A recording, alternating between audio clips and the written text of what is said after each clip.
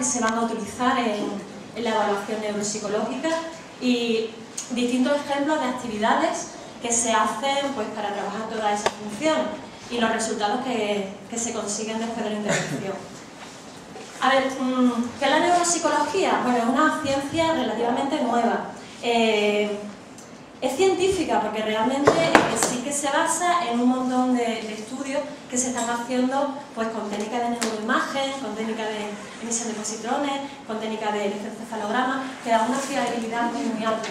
Es una técnica relativamente nueva porque todos estos avances han sido muy recientes. Antes no había esa calidad de imagen, antes no había esa resolución, entonces pues gracias a eso se puede estudiar cómo funciona nuestro cerebro, ¿vale?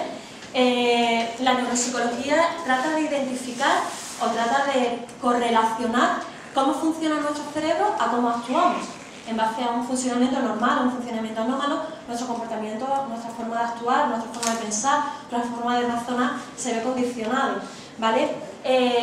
Se entiende que la neuropsicología estudia cualquier tipo de lesión en el sistema nervioso central, ya sea una lesión producida pues, por un daño cerebral, por un accidente, un trombo cerebral, un accidente cardiovascular, pues un accidente sobrevenido, pues ya sea un traumatismo craneoencefálico, también por daños o lesiones o también por funcionamientos anómalos, pues como en nuestro caso, en el síndrome de Asperger, se supone que no funciona bien determinada zona a nivel cerebral, no hay un desarrollo apropiado, ¿vale? Relaciona eso, pues como ese sistema nervioso central, el procesamiento que se hace influye sobre los procesos de atención, procesos motivacionales, procesos cognitivos y procesos psicológicos, y todo ello se refleja en un comportamiento.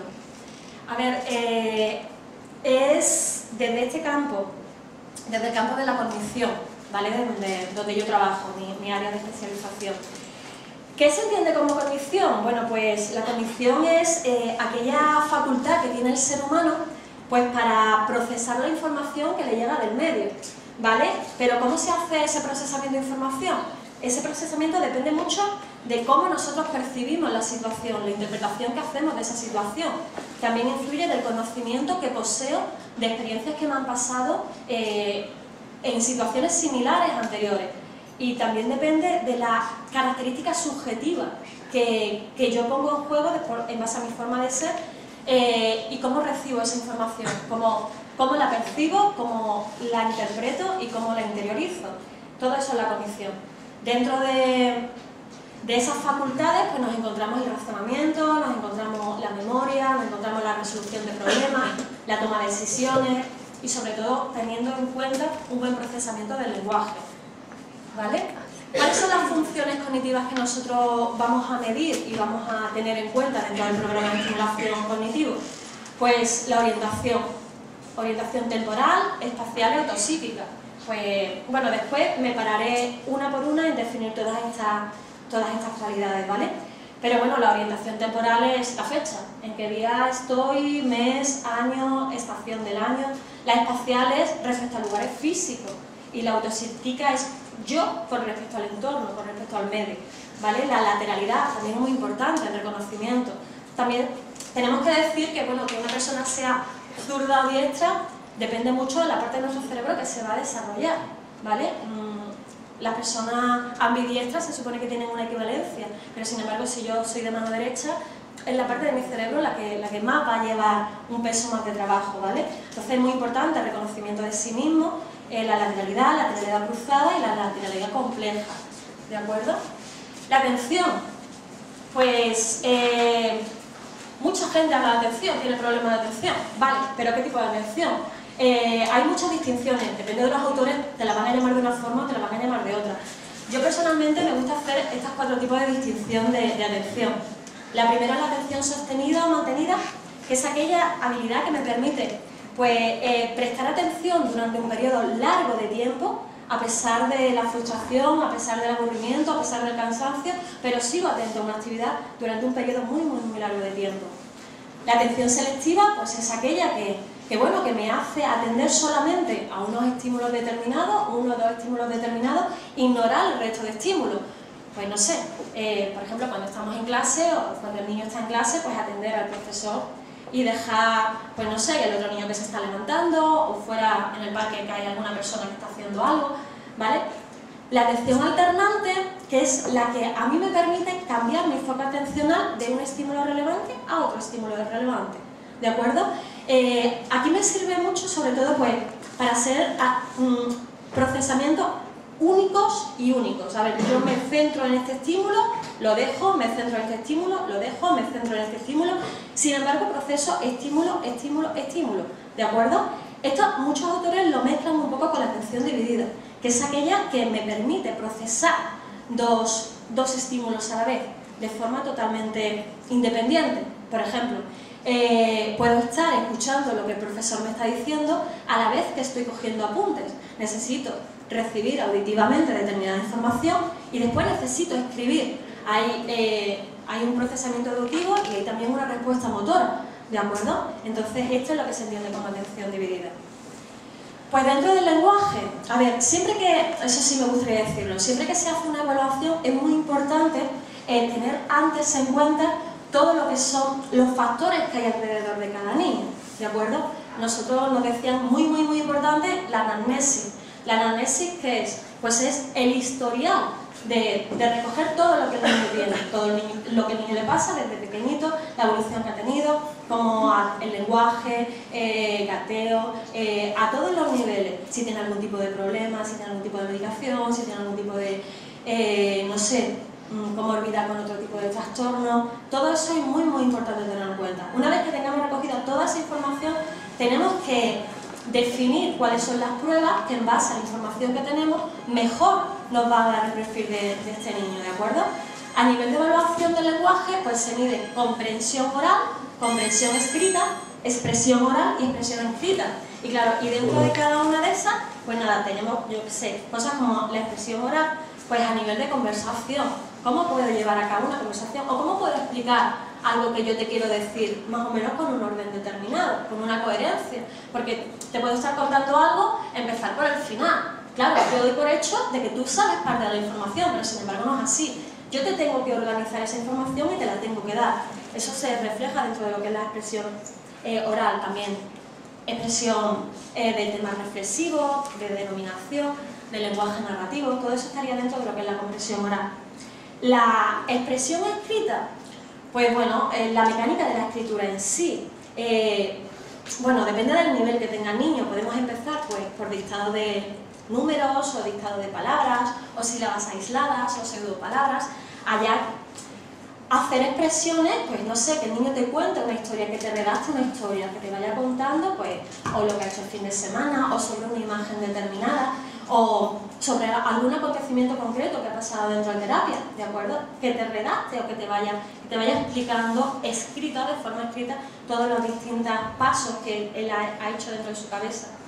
La comprensión escrita, sobre todo, es como lo que yo leo, cómo lo interpreto, qué es lo que a mí me está diciendo lo que estoy leyendo, ¿de acuerdo? Pues tanto se convierte en elaboración de oraciones, escritura narrativa, ¿de acuerdo? Y por último la comprensión escrita.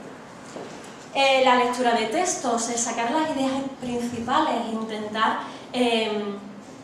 abstraer qué es lo importante y qué es lo secundario, ¿de acuerdo? Esto es a nivel de lenguaje. La memoria, otro gran desconocido. Todo el mundo tiene problemas de memoria. A todos en alguna vez, joder, qué mala memoria tengo. Vale, de acuerdo. ¿Pero qué tipo de memoria es? Porque tenemos bastantes tipos de memoria. Aquí hago un pequeño esquema de lo que sería memoria explícita o declarativa y memoria implícita o procedimental. ¿De acuerdo? Dentro de la memoria explícita está la memoria a corto plazo y la memoria a largo plazo. Hay algunos autores que la memoria a corto plazo también la llaman memoria de trabajo. Y se entiende como aquel espacio de trabajo mental que está muy relacionado con la atención, que nos permite procesar nuestro pensamiento, manipular simbólicamente la información y dar una respuesta, ¿vale? Es aquel tipo de memoria que yo proceso una información, la retengo, la analizo, en un momento dado, si tengo que llegar no sé, a manipularla para poder dar una respuesta, ¿de acuerdo? Y doy esa respuesta. Esa es la memoria de trabajo. La memoria a largo plazo se distingue entre memoria semántica y memoria episódica.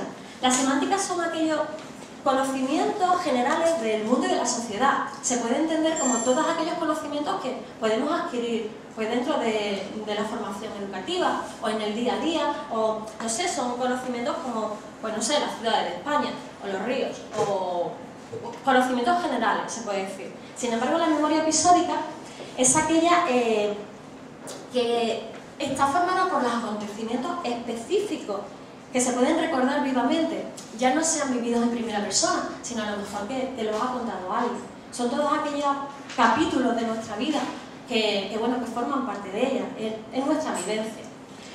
La memoria implícita o la memoria procedimental no se refleja tanto como conocimiento, sino se refleja más bien como habilidades, como es el recuerdo consciente de la información, pero realmente como en forma de habilidades, de cosas por hacer, de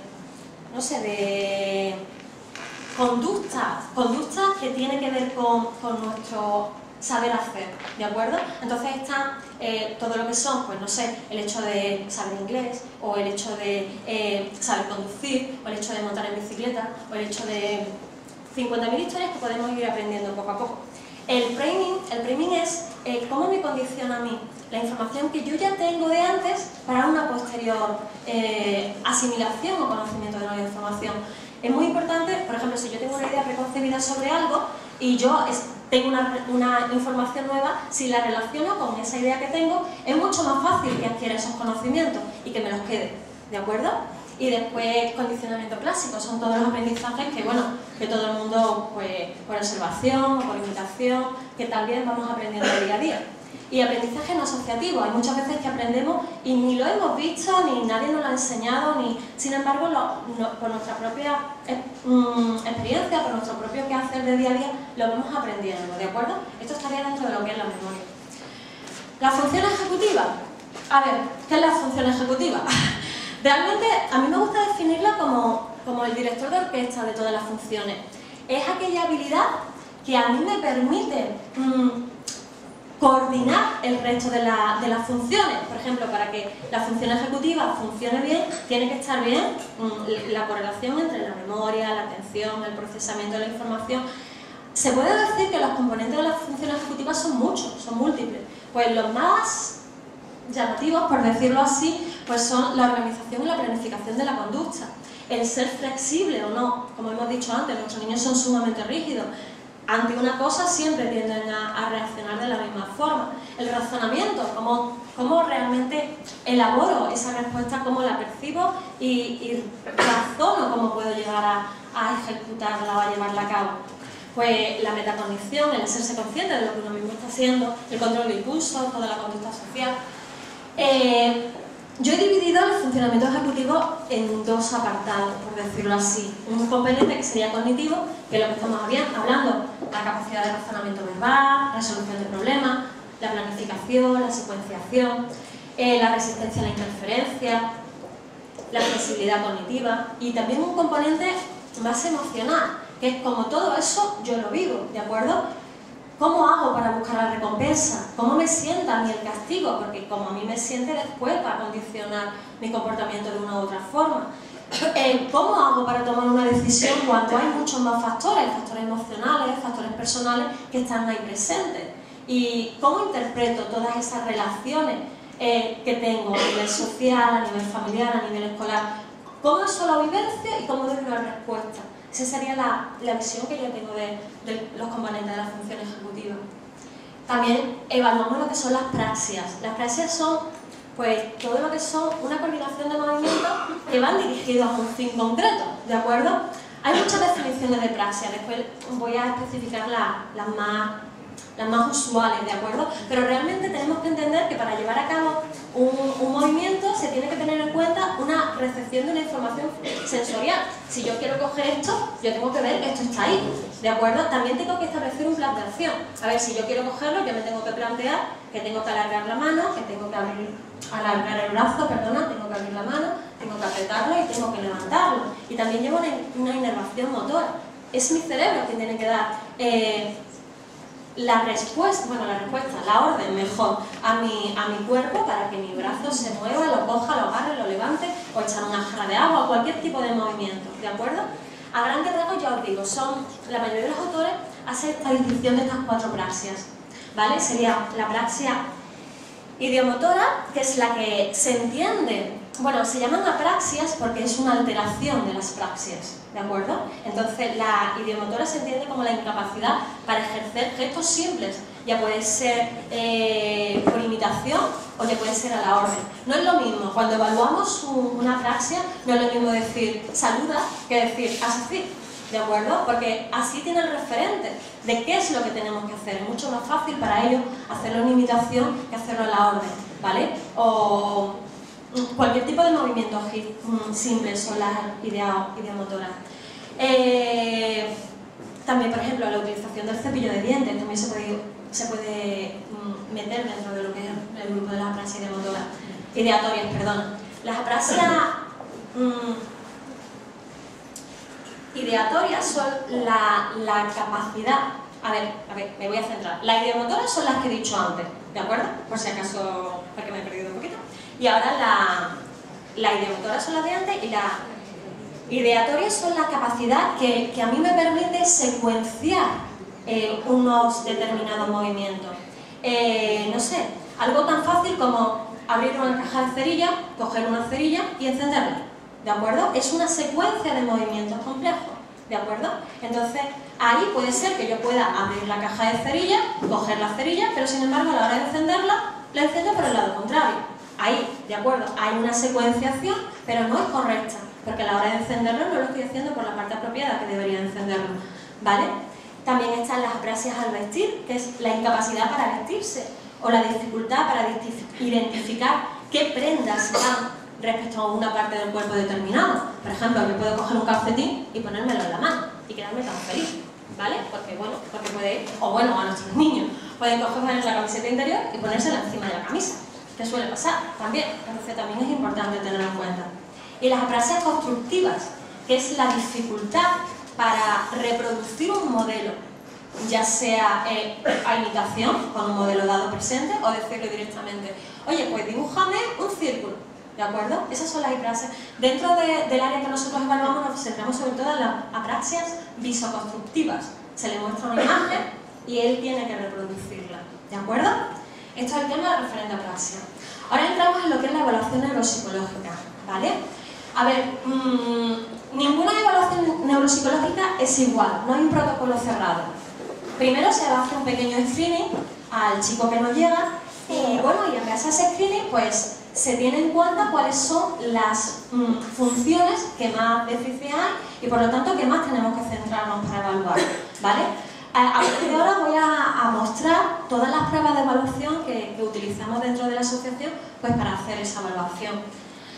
Pues a ver, normalmente para el tema de la orientación temporal utilizamos sus pruebas del test de Barcelona. No sé, bueno, hablaré de algunos test, no sé si los conocéis o no. O algunas baterías que también sacamos sus pruebas determinadas, no pasamos la batería completa. Entonces ya te digo, el tema de orientación temporal y espacial se saca del test de Barcelona. Pues nada, qué día es, en qué mes estamos, qué año es, en qué estación del año estamos y bueno, yo he incluido también qué hora es aproximadamente, porque también, hombre, también depende de la edad que tenga el niño, no es lo mismo un niñito que viene con 6 o 7 añitos que un chico que viene con 20 o 30, ¿de acuerdo? Como tenemos un perfil un poco variado, pues entonces se le va metiendo un poquito más de dificultad, ¿vale? También la orientación espacial, a ver, ¿dónde estamos? ¿En qué planta es? ¿Cómo ha llegado hasta aquí? ¿De acuerdo? Incluso en la temporalidad, desde si vive, por ejemplo, en Los Remedios y viene hasta San Juan, la percepción de tiempo que le ha podido llegar a tardar en hacer ese recorrido, para mí también me dice bastantes cosas.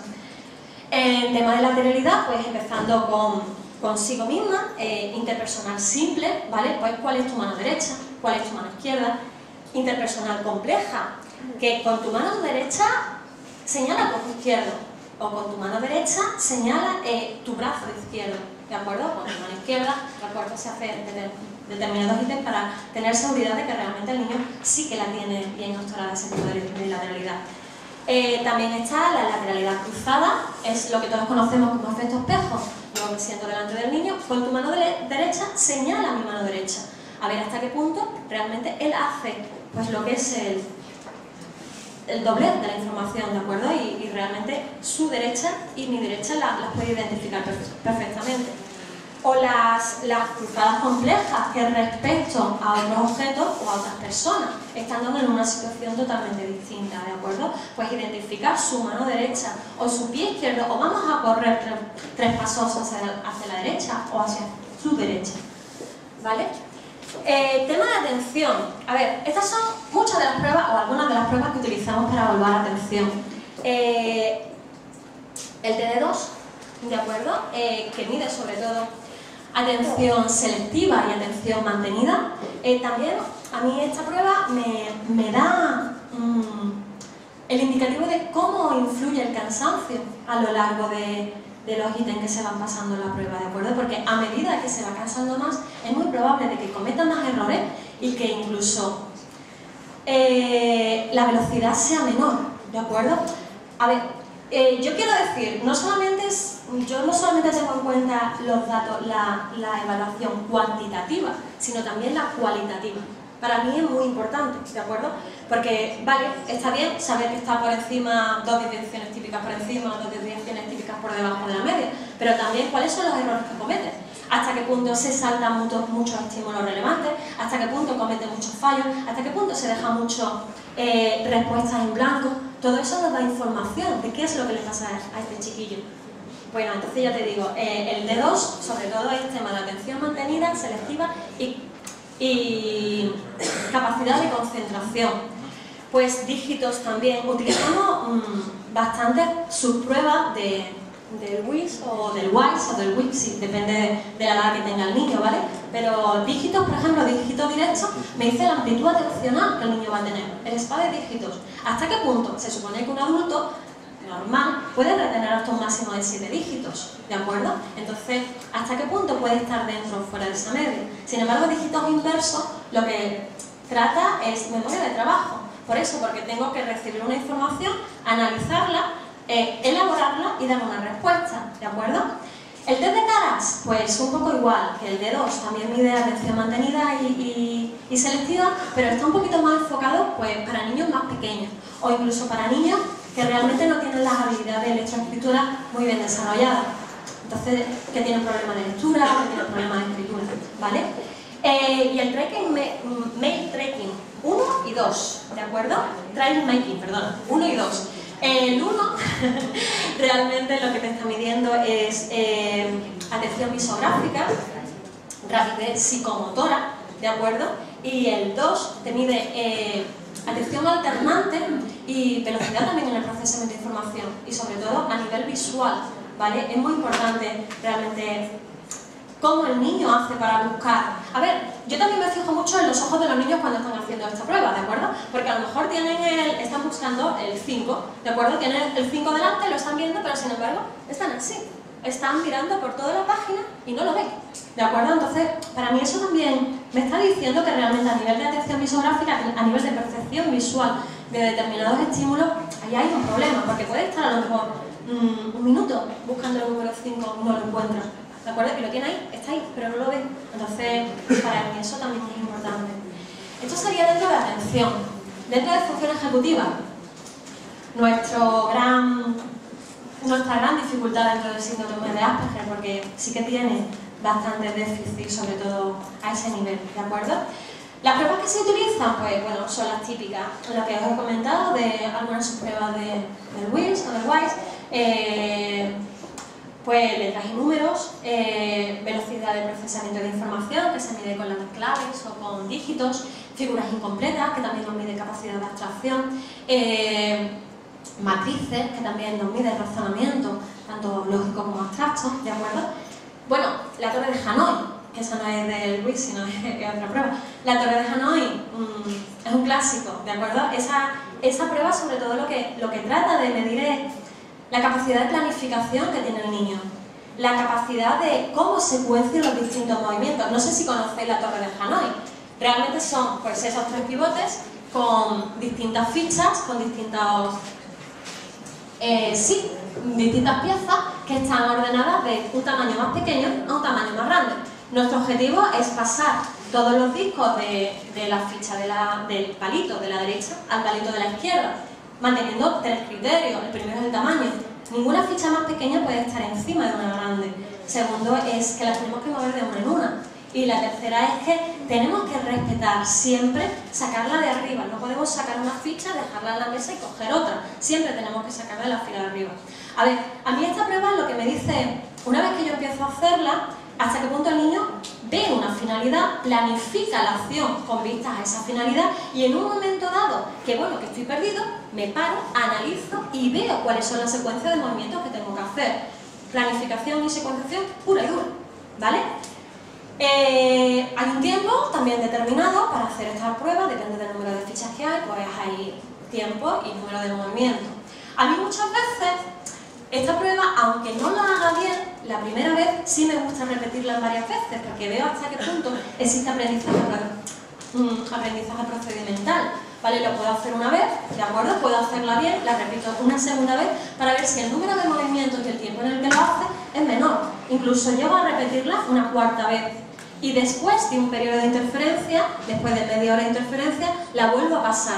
Porque hasta qué punto ese aprendizaje procedimental que yo he tenido lo voy a mantener después a largo plazo. Se me va a quedar, ¿de acuerdo? Entonces me da toda esa información. El Wisconsin, que básicamente lo que mide es rigidez mental, flexibilidad cognitiva y capacidad de nutrirme del feedback de todas las respuestas externas. A ver, aquí en Wisconsin son 4 tarjetas, bueno, hay 64 estímulos, que es un taquito de tarjetas, y después 4 tarjetas de referencia.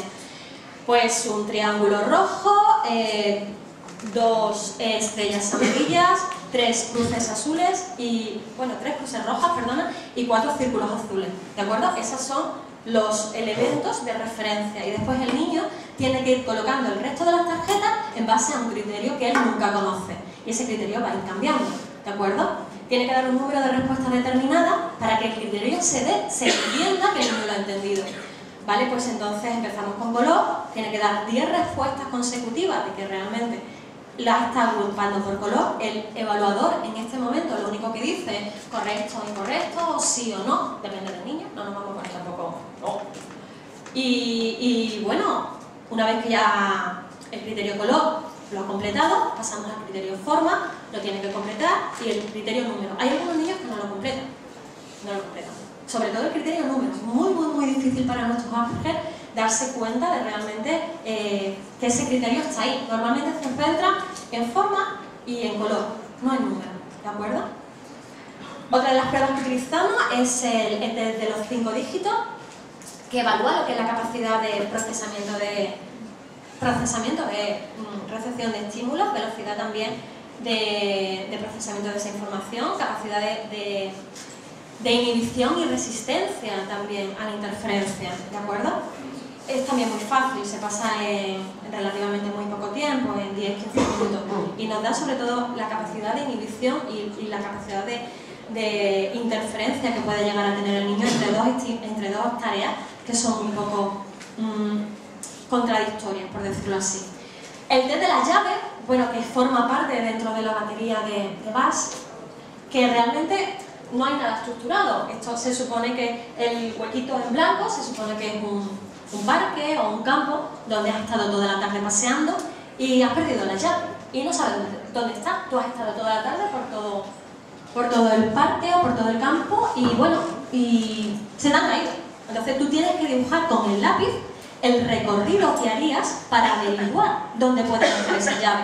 A ver, el hecho de que simplemente haga un recorrido de pues no sé, no te da mucha estrategia de búsqueda efectiva, ¿de acuerdo? Sin embargo, si el recorrido lo haces pues en paralelo, pues siguiendo líneas, ¿vale? Más o menos paralelas unas a otras, con una pequeña distinción, con una pequeña separación entre líneas, se supone que el recorrido es mucho más organizado, tiene muchísima más fuente para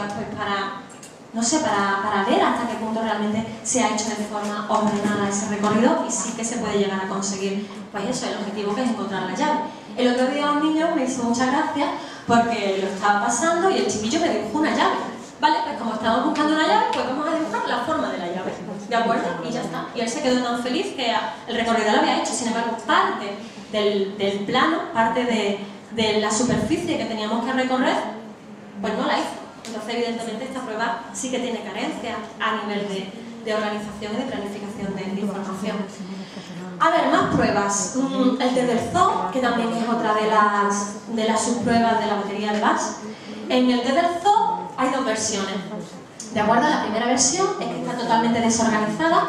Te dice 5 lugares donde tienes que visitar y eres tú que te tienes que organizar cómo hacer esa visita. Tienes que cumplir una serie de normas. Pues, por ejemplo, por los lugares en blanco solamente puedes pasar una vez. Por los lugares sombreados puedes pasar todas las veces que tú quieras y sin embargo el paseo a camello solamente lo puedes hacer una vez y tienes que visitar pues eso, la casa de los elefantes, el recinto de las llamas, la cafetería, las jaulas de los leones, los osos, los pájaros, acabar en el área de descanso y empezar en la entrada.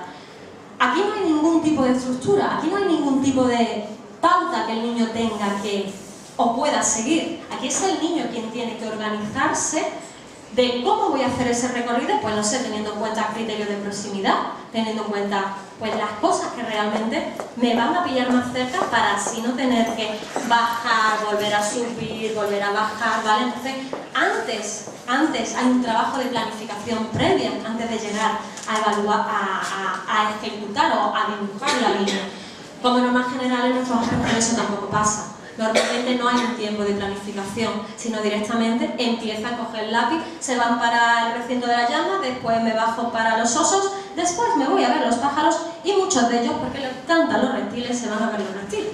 Cosas y sitios que no deben de visitar. A ver, a mí esto que me dice, pues también falta de control de impulsos. Realmente hemos visitado un sitio que no teníamos por qué ir. Falta de planificación y evidentemente falta de organización.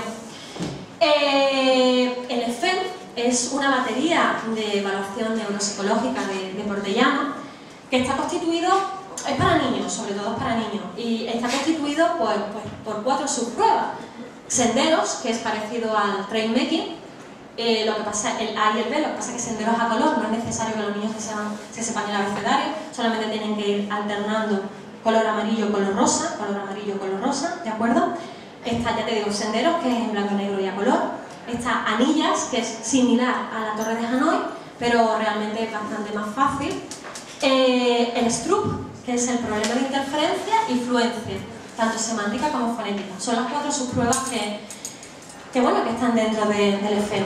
Y el test de emparejamiento de figuras, también para niños. Este es sobre todo lo que trata es de evaluar el estilo cognitivo o el estilo reflexivo que muestra a nivel reflexivo o a nivel impulsivo que muestra el niño para hacer la actividad. Se le muestra una serie de imágenes y después se tiene que identificar cuál es la imagen correcta dentro de un conjunto de imágenes parecidas, no son exactamente iguales, excepto una. Tiene que identificarlo. La rapidez con que lo hace es muy importante porque hasta qué punto el niño piensa realmente, se fija realmente y no actúa de forma totalmente impulsiva. Por eso decimos, aquí evalúa factor reflexivo junto a factor impulsivo. Y bueno, el paradigma del go-no-go, hay muchísimas actividades de paradigma go-no-go. El que llevamos acá, bueno, este es visual, ¿de acuerdo? De identidad de un estímulo determinado. También en la asociación la llevamos a nivel auditivo. Cuando hago una señal determinada, por ejemplo, cuando yo doy un golpe, tú tienes que dar un golpe. Cuando yo doy 2 golpes, tú no tienes que hacer nada. O cuando sale un estímulo determinado, tengo que dar una respuesta. Cuando ese estímulo no sale, no tengo que hacer nada o tengo que dar otra respuesta determinada. Ese es el paradigma go-no-go. A nivel de fluencia, también tanto fonética como semántica, ¿de acuerdo? La fluencia fonética es aquella en la que yo le doy una letra determinada, por ejemplo, la F, y en un minuto de tiempo me tiene que decir todas las palabras que se le ocurren que empiezan por la letra F, ¿de acuerdo? A ver, no valen nombres propios, no valen ni nombres de personas ni nombres de animales, ¿vale? Exactamente igual con la A y con la S. Bueno, las letras pueden ser las que, hasta cierto punto, las que nosotros esperamos, ¿de acuerdo? Pero bueno, están estipulados y los baremos están para esas pruebas, pero después se trabaja en rehabilitación y es muy amplio el campo que se puede ir, las letras que se pueden tomar y es bastante flexible en ese sentido.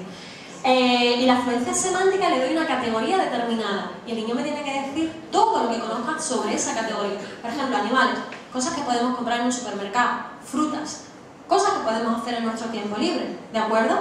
Como norma general, esta prueba lo que a mí me da, la información que a mí me da, es la capacidad que yo tengo de buscar alternativas, la capacidad que yo tengo de crear estrategias para buscar información dentro de los conocimientos semánticos que yo tengo, dentro de toda la información que yo tengo en mi cabeza. Incluso me da información de que, bueno, a ver, yo tengo que buscar animales, pero voy a intentar organizarme dentro de mi cabecita y voy a intentar buscar animales por categoría. Venga, vale, pues animales acuáticos. Vale, ahora animales terrestres, vale, ahora animales, pues insectos, ¿de acuerdo? Pero muchas veces eso nosotros los tenemos que enseñar después en el programa de rehabilitación, porque como norma general ellos dicen animales, a lo mejor se acaban 50.000 animales, a no ser que sea su tema de interés, que ahí ya es otra cosa, ¿vale? Si sabemos que es su tema de interés, le ponemos otra cosa, porque evidentemente si es su tema de interés nos va a dar una respuesta impresionante. Entonces pues podemos ir cambiando, ¿de acuerdo? Y crear, y sobre todo enseñamos a crear esa estrategia una vez que ya lo hemos evaluado dentro del programa de rehabilitación, ¿de acuerdo? Otra de las pruebas que utilizamos para funciones ejecutivas es el STRUP, ¿de acuerdo? Crea también, es muy similar al 5 dígitos, lo que pasa es que es mucho más fácil, muy rápido de pasar, y realmente capacidad de interferencia y capacidad de inhibición realmente lo que nos puede llegar a dar la información del STRUP. A ver, a nivel de lenguaje, ¿cuáles son las pruebas que utilizamos a nivel de lenguaje? Pues depende de lo que queramos medir. No siempre, por ejemplo, el lenguaje no siempre se utiliza el protocolo completo con los niños, porque si sabe leer o sabe escribir o sabe pseudopalabras o palabras, entonces realmente la parte de los subtest que utilizamos del test de Barcelona, pues como no lo dejamos, porque ahí estaría dentro, pues no sé, lo que es repetición de frases, repetición de oraciones, repetición de palabras, lectura de oraciones, lectura de palabras, lectura de... Utilizamos tanto el test de Barcelona como el TABET. El TABET también nos viene también muy bien y nos da bastante información. Después, el lenguaje espontáneo lo medimos con la lámina de Boston. Se le presentamos esa lámina y le decimos qué es lo que ve. Como norma general, te van a decir los detalles, no te van a hacer un encuadre de la imagen en sí, no te van a decir ni que estás en la cocina, se van a ir a lo más llamativo, el fregadero que está saliendo agua y el niño que se va a caer, ya está, poco más. Entonces no tienen capacidad de extraer toda la información importante, ¿de acuerdo? Y contextualizarla dentro de un medio. Denominación, la parte del lenguaje de denominación también lo utilizamos con la batería de afasia de Boston, ¿de acuerdo? Y la comprensión oral, se le lee un texto, bueno, ya sea este o cualquier otro sacado de la batería de escala de memoria de Wechsler, se le lee un texto donde hay determinada información importante y tiene que retener esa información, pues no sé, de la batería de Wechsler, son las 7 de la tarde, Francisco Fernández está preparando la maleta para viajar y le llaman de que ha habido un accidente en el aeropuerto de su ciudad, se han producido tantos heridos, X muertos. Entonces después, una vez que se le lee de forma inmediata, se le pregunta qué es lo que él ha entendido, cuál es la información que él ha retenido. En la batería de la escala de Wechsler hay 25 ítems, pues de esos 25 ítems, ¿cuáles son la información que él ha retenido? Y después de esto, normalmente con un proceso de media hora, más o menos, se le vuelve a preguntar a ver hasta qué punto esa información que ha retenido la ha mantenido a largo plazo. Y después se hace reconocimiento con preguntas cerradas. Como norma general, nuestros niños, ante el reconocimiento, las respuestas son muchísimo más efectivas, ¿de acuerdo? Si le preguntas, ¿cómo se llamaba el Señor? Es mucho más probable que te lo diga que si en un principio con lo que es la primera pregunta, la primera exploración de con qué información se ha quedado, es mucho más probable que te la dé cuando se le diga alguna pregunta concreta que cuando se le dice dímelo en general, que es lo que has entendido, ¿vale? Memoria, ¿qué utilizamos para evaluar memoria? También el texto que os he dicho antes en la escala de memoria de Wechsler también me sirve para evaluar tanto la comprensión oral como la memoria, ¿de acuerdo? O no sé, el audio verbal de Rey, ¿de acuerdo? Que son 15 palabras que se le van a leer 5 veces. Aquí sí que se mide la forma más clara cómo va aprendiendo repetición tras repetición, ¿de acuerdo?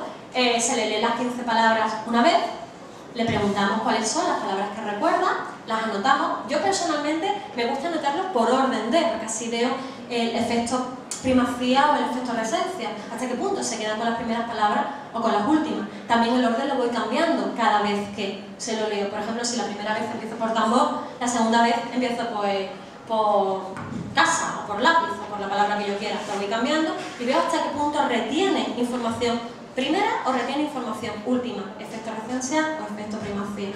¿De acuerdo? La figura de rey. La figura de rey se utiliza tanto para medir memoria visual, ¿de acuerdo? Como praxias y como capacidad de abstracción, ¿de acuerdo? Entonces, en un principio, dentro de las praxias se le da la copia. Yo lo hago por colores porque me gusta hasta qué punto el niño lo va haciendo en un orden determinado, hasta qué punto llega a extraer el armazón principal, lo que es el rectángulo, con el aspa, ¿vale? Hasta qué punto desintegra, pues eso, la cara, la línea con las perpendiculares, todo esto, hasta qué punto lo puede llegar a desintegrar. Al hacerlo con colores, sé el orden que el niño lo va llevando. Entonces después, a la hora de corregirlo, me va a ser mucho más fácil saber cómo lo ha hecho, saber y puntuar cómo lo ha hecho, ¿vale? Y también después de media hora lo miro en memoria. Como norma general, si ha habido una buena abstracción, va a haber un buen recuerdo. Hay muchos niños que realmente hacen primero la crucecita, después hacen... Normalmente nuestros chicos es muy curioso porque lo van haciendo como... No sé si pero lo van haciendo a lo mejor por... ¡Ah! Me he acercado, pero no, ¿no?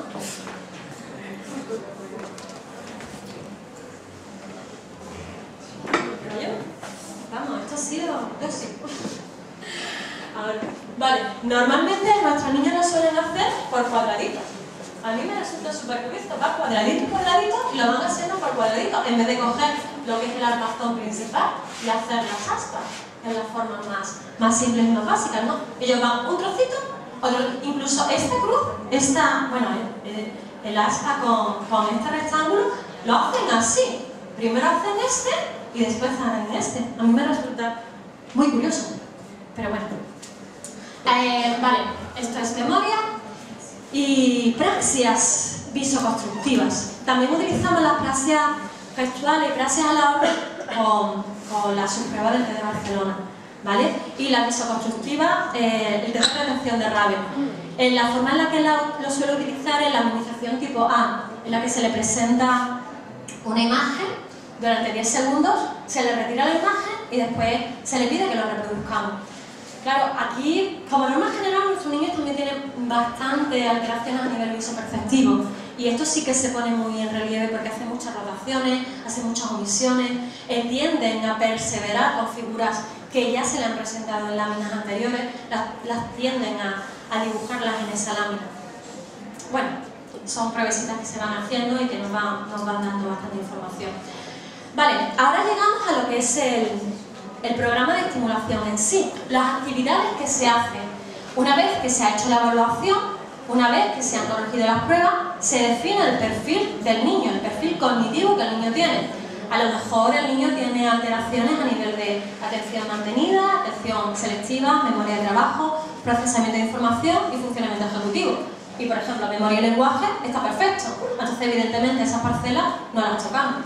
Nos centramos en las que realmente existen los déficits, ¿de acuerdo? Y en base a eso vamos a crear el programa de estimulación. A ver, la estimulación cognitiva se hace en sesiones individuales, porque claro, tenemos un perfil concreto de un niño concreto, entonces son sumamente individualizadas y sumamente especializadas, en base al nivel que el niño tenga, en base a las necesidades que el niño tenga. En la asociación se lleva a cabo un programa el cual dura 48 sesiones.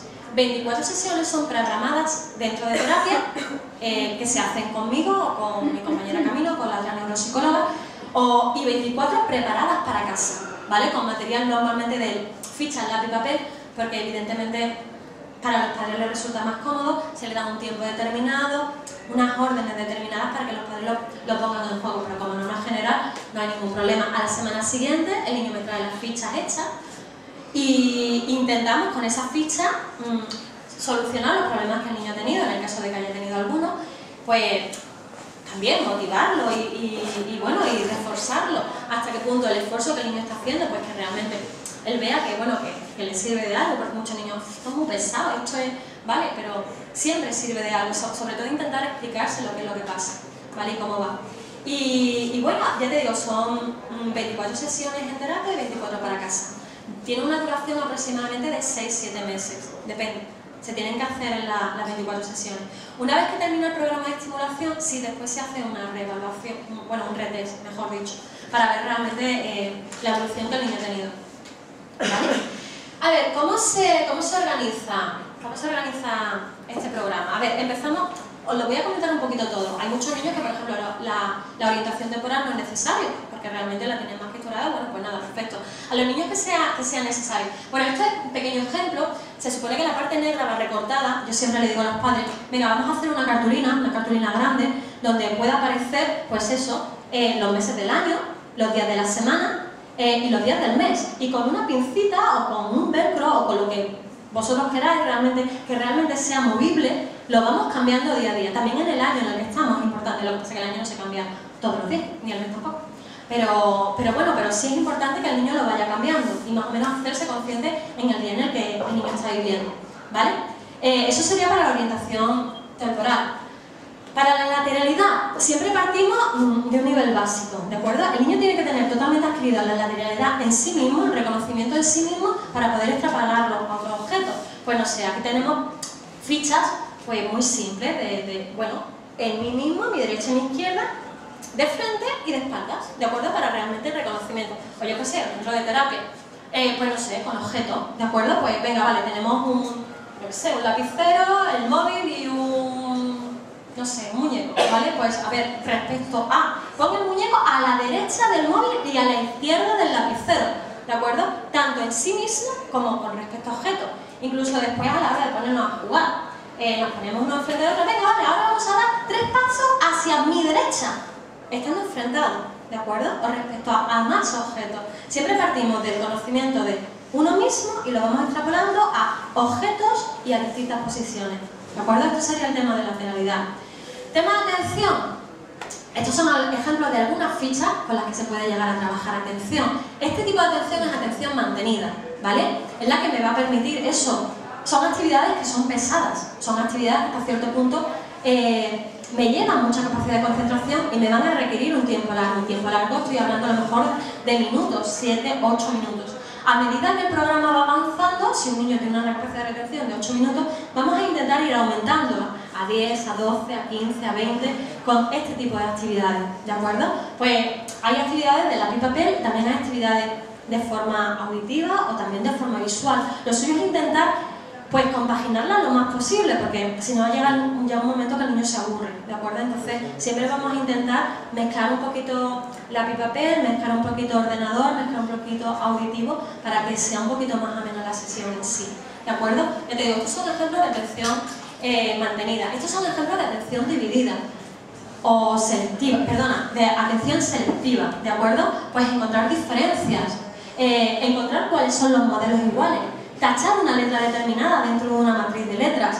o dar una respuesta ante una letra determinada o ante una palabra determinada o ante un número determinado o ante un sonido, da igual, se le van presentando o no sé, o los dos ejemplos que hay abajo de PowerPoint, pues tenemos que averiguar dónde está el fallo en esa suma, ¿de acuerdo? O el otro, el que está los dibujitos de la pelota y todo esto, tenemos que ver cuál es el nuevo, se le van presentando distintos dibujos y tenemos que identificar cuál es el estímulo nuevo, ¿de acuerdo? Son ejemplos. Esta es la atención, estos son ejemplos de atención alternante, ¿de acuerdo? La atención alternante, como comentaba, es la que voy cambiando mi enfoque atencional. Pues empezamos por la base de, no sé, la primera matriz, la de números. Tachamos los números pares, por ejemplo, y cuando diga cambio, tachamos los números impares. Entonces, de forma activa tengo que ir reorientando mi foco atencional. O no sé, o tenemos palabras entrecruzadas, tenemos un montón de palabras escritas y tenemos que sacarle una sí, una no, una sí, una no, hasta formar una palabra, o dos palabras en este caso, o en la parte que está aquí abajo. Estas son frases. Tenemos que anular una, fijarnos en otra, anular una, fijarnos en otra, ¿vale? O un poquito más complejo con oración. El nivel de complejidad va a ir en función de la evolución que vaya teniendo dentro de terapia, ¿de acuerdo? Partimos siempre, repito, del nivel base que tenga el niño y a partir de ahí vamos aumentando poco a poco la dificultad de la tarea. Atención dividida. Procesamiento de dos tipos de estímulos o procesamiento a la vez de dos fuentes distintas. Por ejemplo, tachar la matriz, tachar la letra G y la letra E a la vez que me va diciendo auditivamente los sonidos de animales que te voy presentando, ¿de acuerdo?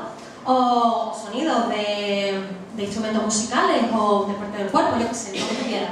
Uno es vía visual y otro es vía auditiva.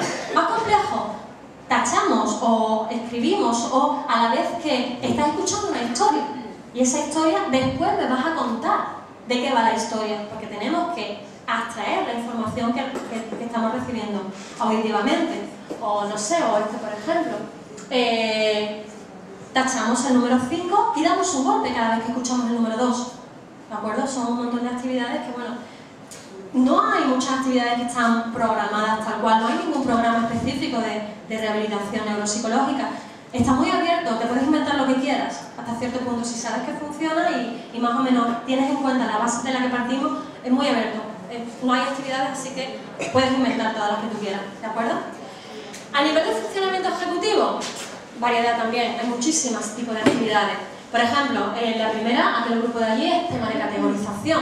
Se le presenta una serie de palabras y tenemos que ordenarlas en base a una categoría que nosotros tenemos que elegir, ¿de acuerdo? Nos dan nosotros las palabras y nosotros tenemos que decir qué palabras van dentro de cada grupo y cómo vamos a llamar a ese grupo, ¿de acuerdo? O búsqueda de alternativa. Ante una situación determinada, ¿cómo puedo actuar?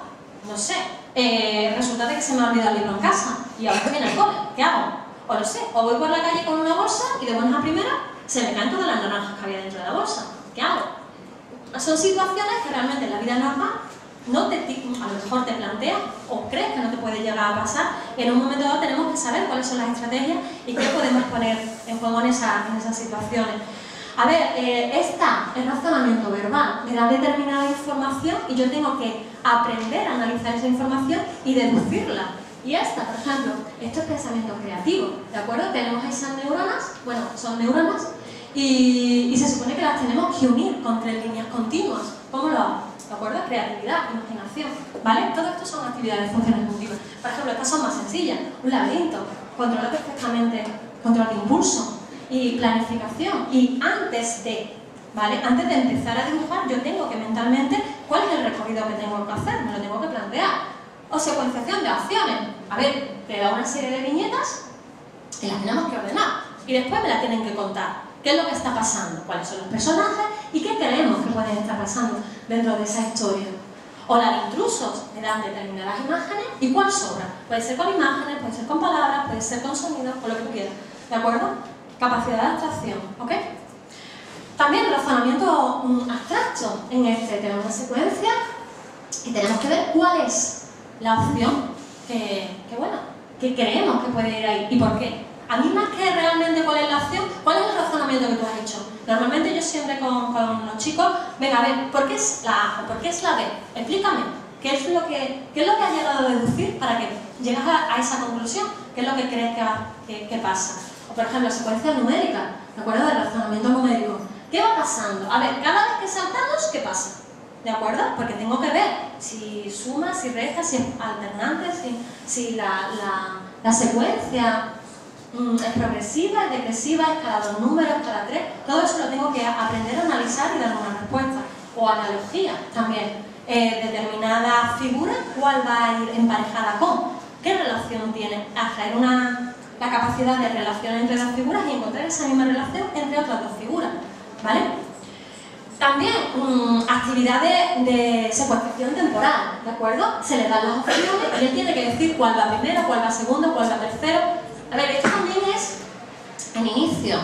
Llega un momento en que es el niño o el adulto quien te tiene que decir cuáles son los pasos que tiene que seguir. No se le dan las opciones, son él el que me tiene que ir planteando las distintas acciones, ¿vale? O cuando organizo la tarea, tengo esas tareas que hacer, las tengo que hacer dentro de un horario determinado, tengo que hacer 5 por la mañana y 5 por la tarde. ¿Cómo hago para? A ver, evidentemente, si tengo que ir al supermercado y después tengo que ir a la farmacia, tengo que plantearme que a lo mejor con la compra del supermercado ir hasta la farmacia llevo mucho peso encima, no sería a lo mejor la opción más correcta. Todo esto después se razona con ello y se ve hasta qué punto la planificación que la he hecho es funcional o no funcional, ¿vale? También, juego de ordenador. Nuestros queridos del tipo, a ver, supongo que todos conocéis el juego del barquero con la lechuga, la oveja y el lobo, ¿vale? Tenemos que pasarlo de un extremo del río a otro extremo del río. ¿Cómo lo hacemos? Porque la oveja se come la lechuga y el lobo se come la oveja. Así que tenemos que planificar todo eso. Pues igual, el de las ranitas, ¿qué tenemos que hacer? Tenemos que pasar las ranas verdes a aquella zona y las ranas marrones a esta zona. Y solamente pueden saltar de una en una, no pueden saltar dos. ¿Cómo lo voy planificando? Pues que tenemos que pasar todos los miembros de esa familia a este lado en 30 segundos solamente. Y cada uno tiene una velocidad determinada. Todo esto es planificación y secuenciación, ¿vale? Actividad de reivindicación. La memoria. A ver, como norma general, nuestros niños no suelen tener demasiados problemas de memoria, suelen tener una capacidad de memoria bastante buena. Y sobre todo memoria muy selectiva. Y su tema de interés son la hostia. Su tema de interés se lo saben todo de todas formas. Pero sin embargo, en memoria de, no sé, de las cosas que dan en el cole, o les cuesta mucho, les cuesta más. Entonces, ante eso, lo que se le intenta primero es entrenar y después dar reglas mnemotécnicas que les faciliten cómo recuperar esa información, ¿de acuerdo? Pues no sé, se hace memoria, empezamos con memoria de palabras, memoria de pareja asociado, memoria de oraciones, memoria de textos, se le presenta un texto cortito y después se le hacen preguntas referentes a ese texto. Pero antes de eso, si queremos que sea un análisis más profundo, después de presentar el texto, intentamos abstraer lo importante de ese texto, ¿de acuerdo? ¿Qué es lo que pasa? ¿Cuáles son las distintas funciones, de acuerdo, que tiene? Perdona, ¿cuáles son las distintas partes importantes de ese texto que nosotros tenemos que identificar y que tenemos que tener en cuenta para una posterior recuperación de información? Memoria visual, por ejemplo, la del cartero, sí, que te aparece, pues durante un tiempo se le presenta una imagen y después se le van a hacer preguntas referentes a esa imagen. Pues de qué color es la gorra, de qué color son los guantes, cuántas cartas llevaba adentro, ¿de acuerdo? Y también el otro PowerPoint, memoria visual de objetos, ¿de acuerdo? Una posición determinada con un objeto determinado y nos tienen que decir realmente qué posición ocupa cada objeto y la descripción de ese objeto, ¿vale? A nivel de lenguaje, bueno, básicamente lo que yo trabajo a nivel de lenguaje con nuestros niños es más bien a nivel de organización mental del pensamiento y a nivel de lenguaje narrativo. Para eso tenemos dos magníficas logopedas para trabajar en el resto de las actividades de lenguaje, que bueno, entonces yo me encargo sobre todo de esa organización y texto narrativo. A ver, a la hora de organizar el pensamiento, nos tenemos que plantear primero qué es lo que tenemos que decir y cómo lo queremos decir, ¿de acuerdo? Eso es muy importante. Entonces, siempre partimos de la construcción de oraciones simples y cada vez vamos dándole un poquito más de complejidad a esas oraciones, pues ya sean a la hora de poner algún tipo de adjetivo, crear frases subordinadas, ¿vale? Pero siempre partimos de una estructura base. A partir de esa estructura base, pues no sé, se le muestra por ejemplo una imagen y tiene que describir esas imágenes, ¿de acuerdo? También hablamos de lenguaje narrativo. Ante eso, como norma general, yo siempre suelo dar unas preguntas claves casi para todo, ¿de acuerdo? Para que el niño lo tenga presente en su cabeza y realmente después a la hora de escribir o de narrar o de hacer, se plantee esas preguntas, ¿de acuerdo? Primero, ¿dónde está? Tenemos que contextualizar el sitio del que estamos hablando. A ver, ¿cuál es la escena? ¿En qué lugar? ¿En qué lugar aparece? ¿Qué personajes son los que están allí? ¿Qué personas intervienen? ¿Cómo van vestidos? ¿Cuál es la relación que creemos que tienen esos personajes o qué están haciendo? Y por último, ¿qué está pasando? Esto es muy subjetivo porque aquí las interpretaciones que tienen los niños de las situaciones, sobre todo nuestros niños,